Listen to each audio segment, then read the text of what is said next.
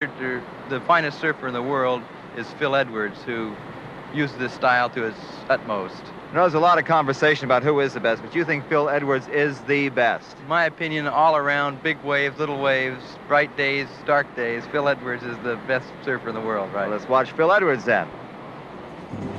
Phil really makes surfing look very easy. He has almost an effortless style, although he does some very difficult things. And you almost always find Phil in the perfect spot in any wave he's riding, which is right back in what we call the curl, which is the pocket between the white water and the green part of the wave. Here he is ducking underneath the curl.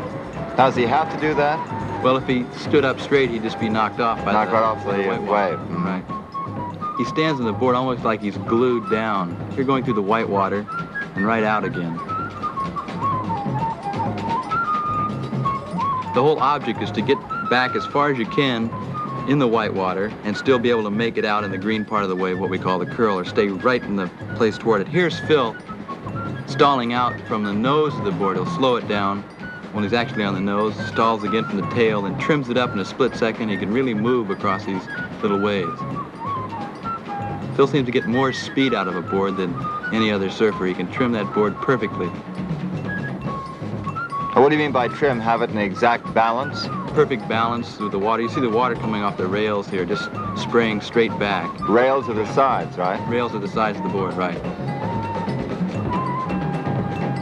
Phil also is one of the few people to turn and do some high-speed turns and get a lot of velocity on the big waves in Hawaii, like Sunset Beach here. Really maneuvering. Even on the big waves, most people just stand up, crouch down, and hope for the best in a big wave.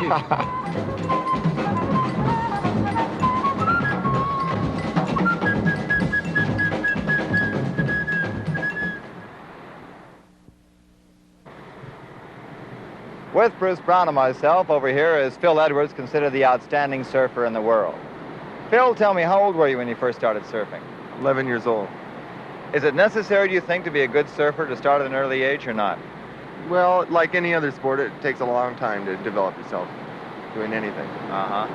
Well, what about this style, this functional style they say you have? Is that something that you developed yourself? And I know that most of the people follow your style right now. Well, when I first started surfing, there was no thought to what the function of the sport was, and we just sort of had to make up as we went along. And I always admired the skiing, the beautiful way they come down with the speed, the turns, so forth. And I sort of try to pattern myself after a skier. Speaking of speed, how fast do you think you go on a wave anyway? Yeah, that's something we argue about all the time. It's probably between 20 and 30. What is the main danger, would you say, in surfing? It's a pretty violent sport, isn't it? Yes, it looks much more dangerous than it really is, though. With the near accidents that we see every day, hardly anyone ever really gets hurt. I think probably the most dangerous thing would be the rocky bottoms in Hawaii with the big waves. Tell me, for a new sport, surfing has acquired rather a bad name. Most people think of surfers as a bunch of wild kids called ho-daddies charging up and down a beach. How come? Oh, those people are not the surfers. They're the hangers-oners. The surfers are out surfing. They're not causing any trouble. Well, why? Do you think that's the only reason it's acquired this name or not? Well, any new sport attracts a rebel-type person, and they'll make their presence felt more so than a more normal type. Well, Bruce, how do you feel about this question? I think a lot of the impression people have gotten about surfers that isn't really true is from Hollywood movies, which are based, like most Hollywood movies, on not on fact, but on fabrication. And speaking of movies, in fact, Bud, let's take a look at some slow-motion stuff of Phil. Looks like pretty good stuff to me, Bruce. It's pretty good stuff. It's really give you a chance to analyze Phil's style of surfing, the things he does, and you can appreciate them really a lot more when you see them so slow. When he turns with his back to the wave here, this is the hardest kind of a turn to make in surfing. When you're facing the wave, it's much more natural feeling. Here's another turn when he's facing the wave. These turns with your back to the wave, you really have to commit yourself and lean way over, way off balance. If somebody reached out and grabbed your board, you'd fall right in the water. And what it really amounts to is he turns so hard and commits himself so far over the water that the board doesn't whip around fast enough and come underneath him. He'd just be standing in the water. He's extremely fluid and easy the way he surfs. Right, and don't ask me how he does it. It's really amazing. Even here, standing on the nose, he just lets his arms hang down to the side.